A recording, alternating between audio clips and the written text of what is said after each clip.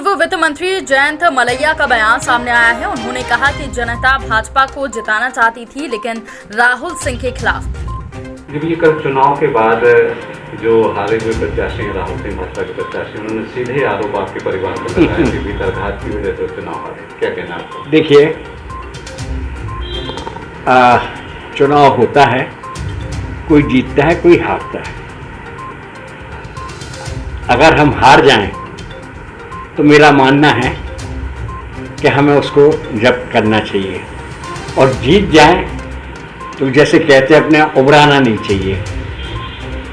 मैं भी 7 चुनाव जीतने के बाद पिछला चुनाव श्री राहुल सिंह से 790 वोट से हार गया। हालांकि मेरे पास तो बताने को वैध कारण भी है कि आदरणीय डॉक्टर रामकृष्ण जी कुसमरिया खड़े हो गए, हमारे सांसद रहे हैं 5 बार, और उनको 1100 से ज़्यादा वोट मिल गया और मैं 790 वोट से हार गया। परंतु मैंने तब भी किसी को इसके लिए नहीं कहा, मैंने अपनी हार स्वीकार की और बस कहा कि भाई जनता की सेवा करते रहेंगे। आज फिर ये चुनाव हुआ, भारतीय जनता पार्टी ने श्री राहुल लोधी को कैंडिडेट बनाया। कैंडिडेट बनाने के बाद चुनाव हुआ।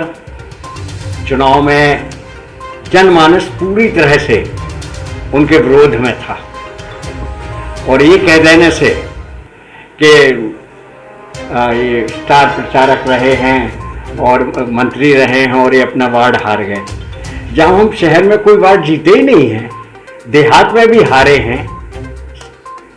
17,000 की हार कोई हार होती है? कोई हरा नहीं सकता। 200-500 वोट से तो समझ में आता है। 17,000 वोट से अगर कोई हरा सकता है तो सिर्फ जनता हरा सकती है। जनता खिलाफ थी, जनता भारतीय जनता पार्टी के खिलाफ नहीं थी, परंतु भारतीय जनता पार्टी के उम्मीदवार के रूप में श्री राहुल लोधी जी के खिलाफ थी। संभवतः उनके दल बदल के कारण, उनका जो 1.5 साल का परफॉर्मेंस रहा है उसके कारण, और भी जो भी कारण रहे होंगे इसके कारण। अब भारतीय जनता पार्टी के तो बहुत नेता हैं शहर में, हम भी यहाँ रहते हैं। आदरणीय प्रहलाद पटेल जी का भी घर है यहाँ, हमारे सांसद हैं। हमारे जिलाध्यक्ष जी का भी घर यहाँ पर है। नगर के मंडल अध्यक्षों के भी घर है यहाँ।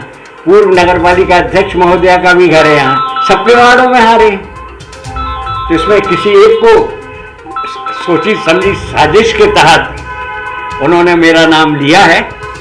उनको लगा कि हो सकता है हम सॉफ्ट टारगेट हों, किसी और का नाम लेने में तो उनको तकलीफ भी होती।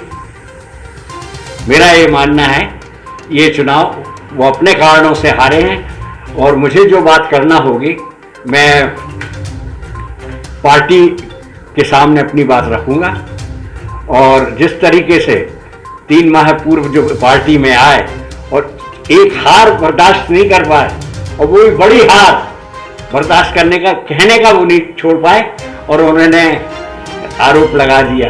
ठीक है, आरोप लगाना तो आसान है, मुझे कोई एक्सप्लेनेशन नहीं देना है, और ना किसी से सर्टिफिकेट लेने की जरूरत है मुझे। परंतु ये ठीक बात नहीं है, इस प्रकार से होना नहीं चाहिए। और अगर होता है तो ठीक है, अपना परिणाम भुगतने के लिए तैयार रहें। निष्कासन की कार्रवाई के लिए उन्होंने बोला हाँ करें ना,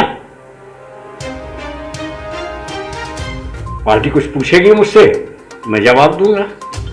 ये तो फिर मुझे जो निर्णय लेना होगा मैं अपना निर्णय लूंगा।